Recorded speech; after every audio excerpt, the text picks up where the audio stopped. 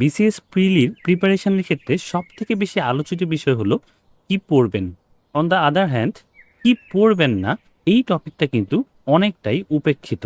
তাই আজকে আমরা উল্টো দিক থেকে একটু অ্যানালাইসিস করার চেষ্টা করব এবং কোন কোন টপিক থেকে আর প্রশ্ন আসছে না বা ট্রেন্ড কোন কোন টপিকের একদম এগেইনস্টে যাচ্ছে। আমাদের ডেটা সেটে আমরা ৮টি সাধারণ বিসিএস এর প্রশ্নকে কাউন্ট করেছি। এখানে আমরা ৪০ থেকে ৫০তম বিসিএস পর্যন্ত যে জেনারেল বিসিএস গুলো হয়েছিল সেগুলোর প্রশ্নের বেসিসে কিন্তু আজকের তালিকাটা সাজিয়েছি। এবার আমরা মূল ম্যাট্রিক্সে আসি। প্রথমেই যদি আমরা এখানে টপিক থেকে সূচক আর র্যাঙ্কিং নিয়ে একটু দেখি, তাহলে দেখব কিন্তু সূচক আর র্যাঙ্কিং থেকে কিন্তু একমাত্র ৪৬তম বিসিএস ছাড়া অন্য কোনো বিসিএসই কিন্তু এখান থেকে প্রশ্ন আসেনি। যেহেতু সূচক, র্যাঙ্কিং এবং পুরস্কার থেকে একদমই প্রশ্ন আসেনি ৪৬তম ছাড়া, তাই আমরা শেষ মাসের কারেন্ট অ্যাফেয়ার্স পড়লেই কিন্তু এই টপিকটা কাভার হয়ে যায়। এক্সট্রা সময় দেওয়ার কিন্তু একদমই দরকার নেই। এবার আমরা মুখস্থ নির্ভর আরেকটা টপিক দেখি, আন্তর্জাতিক দিবস। এখান থেকে ৪৩ থেকে ৪৬ পর্যন্ত একটা করে আসতো। সম্প্রতি কিন্তু এখান থেকে আর প্রশ্ন আসছে না এবং সম্প্রতি আমরা ট্রেন্ড অ্যানালাইসিস কিন্তু দেখেছি মুখস্থ নির্ভর থেকে কিন্তু অ্যানালিটিক্যাল প্রশ্ন বেশি আসছে। তাই আন্তর্জাতিক দিবস কিন্তু পড়ার জন্য সাম্প্রতিক একটা কারেন্ট অ্যাফেয়ারই কিন্তু যথেষ্ট। এবার বাংলার উপসর্গ টপিকটা যদি আমরা একটু দেখি, তাহলে দেখব ৪১তম এবং ৪৬তম বিসিএস ছাড়া ৮ বছরের মধ্যে আর কোনো বিসিএসে কিন্তু উপসর্গ টপিক থেকে প্রশ্ন আসেনি।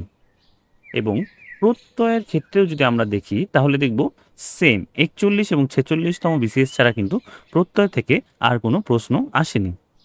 এবং এই টপিক থেকে কম প্রশ্ন আসার পরও কিন্তু শিক্ষার্থীরা এই টপিকের পিছনে অনেক সময় নষ্ট করে। অথচ বাংলায় আমরা বানান শুদ্ধি, প্রয়োগ, অপপ্রয়োগ এই টপিকটা যদি খেয়াল করি তাহলে দেখব ৮ বিসিএস এর ৮টিতেই মোট ১৪টি প্রশ্ন কিন্তু এখান থেকে এসেছিল এবং অপরদিকে ধ্বনিতত্ত্ব থেকেও কিন্তু ৮টির মধ্যে ৭টিতে মোট ১৪টি প্রশ্ন এসেছিল। তাই উপসর্গ ও প্রত্যয়ের পিছনে সময় নষ্ট না করে যদি আমরা এই ধরনের টপিকগুলোর পিছনে সময় বেশি ব্যয় করি তাহলে কিন্তু আমাদের মার্ক অনেকাংশেই বেড়ে যাবে।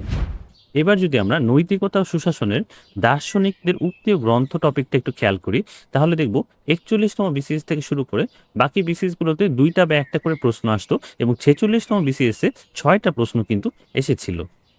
কিন্তু ৫০তমতে কিন্তু আবার একটা প্রশ্ন আসেনি এবং সাম্প্রতিক প্রশ্নের ট্রেন্ড বলছে কিন্তু মুখস্থ নির্ভর থেকে কিন্তু একটু অ্যানালিটিক্যাল কোশ্চেনের দিকে কিন্তু পিএসসি এগিয়ে যাচ্ছে।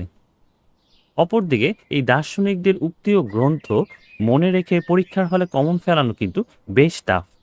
অপরদিকে যদি আমরা ৫০তম বিসিএস এর প্রশ্নটা একটু খেয়াল করি তাহলে দেখব এই মুখস্থ নির্ভর টপিকগুলোর কোনোটি থেকেই কিন্তু ৫০তম বিসিএস এ একটি প্রশ্ন আসেনি। আমরা যদি ৪৬তম বিসিএসটা একটু স্পেসিফিক্যালি খেয়াল করি তাহলে দেখব এই প্রত্যেকটা মুখস্থ নির্ভর প্রশ্ন কিন্তু ৪৬তম বিসিএস এ এসেছিল। এর কারণ ছিল ৪৬তম বিসিএস কিন্তু ছিল একটু মুখস্থ নির্ভর। আমরা নৈতিকতায় এই মুখস্থ নির্ভর দার্শনিকদের উক্তি থেকে বের হয়ে আমরা প্রয়োগমুখী সুশাসন ও মূল্যবোধের উপর বেশি ফোকাস দেওয়ার চেষ্টা করব। সূচক, র্যাঙ্কিং, দিবস এই জাতীয় মুখস্থ নির্ভর প্রশ্ন থেকে আন্তর্জাতিক বিভিন্ন তথ্য ও ডক্ট্রিন যেমন heartland theory, Munro doctrine, Truman doctrine এগুলো বেশি ডিটেইলে পড়ার চেষ্টা করব এবং কি, কোথায় ও কবে এই টাইপের মুখস্থ নির্ভর প্রশ্ন থেকে বেরিয়ে এসে কিন্তু কেন, কিভাবে এই ধরনের প্রশ্ন কিন্তু বেশি ফোকাস দিব। আমরা কিন্তু 80-20 প্রিন্সিপালটা এখানে ফলো করতে পারি। অর্থাৎ 20% পড়াশোনা কিন্তু আমাদের বিসিএস এর 80% প্রিপারেশনকে কাভার করে। তাই আমাদের কাজ হলো এই 20% পড়াশোনার টপিকগুলো কিন্তু খুঁজে বের করা। তাই আমরা এই টপিকগুলো বাম পাশের যেই টপিকগুলো আমরা দেখতে পাচ্ছি, এগুলো কিন্তু আমরা প্রিপারেশনের সময় একটু কম গুরুত্ব দিয়ে পড়তে পারি। অর্থাৎ পড়াশোনার সময় একবার জাস্ট রিডিং পড়তে পারি এবং কিছু প্রশ্ন আন্তর্জাতিকের দিবস, সূচক, র‍্যাংকিং এগুলো কিন্তু আমরা সাম্প্রতিক একটা কারেন্ট অ্যাফেয়ার্স থেকে পড়ে নিতে পারি। অপরদিকে ডান সাইডের টপিকগুলো আন্তর্জাতিক সংস্থা, চুক্তি, প্রোটোকল, তথ্য, ডক্ট্রিন এবং সুশাসনের বাস্তব প্রয়োগ এবং বাংলায় বানান, ধ্বনিতত্ত্ব এই টাইপের টপিকগুলো কিন্তু আমরা পড়ার সময় সবচেয়ে বেশি ফোকাস দিব। এগুলো কিন্তু আমাদের প্রিলিমিনারির সাথে একসাথে লিখিত পরীক্ষায় হেল্প করবে। এভাবে যদি আমরা টপিকগুলো গুরুত্ব বুঝে, বুঝে পড়তে পারি তাহলে কিন্তু আমরা অনেক মিনিমাল বা কম সময়ের মধ্যে কিন্তু প্রিলিমিনারি উত্তীর্ণ হতে পারবো। তাই আমি আবার বলছি এই টপিকগুলো যে একদমই পড়বেন না বিষয়টা এমন নয়। তবে আমি বলছি এই টপিকগুলো পড়াশোনার শুরুতেই পড়বেন না। অর্থাৎ আগে আমরা যে টপিকগুলো বেশি আসছে ওই টপিকগুলো কভার করে ফেলবো। তারপরে যদি আমরা শেষে এক্সট্রা টাইম পাই তখন আমরা আনইম্পোর্টেন্ট টপিকগুলো কভার করে ফেলবো।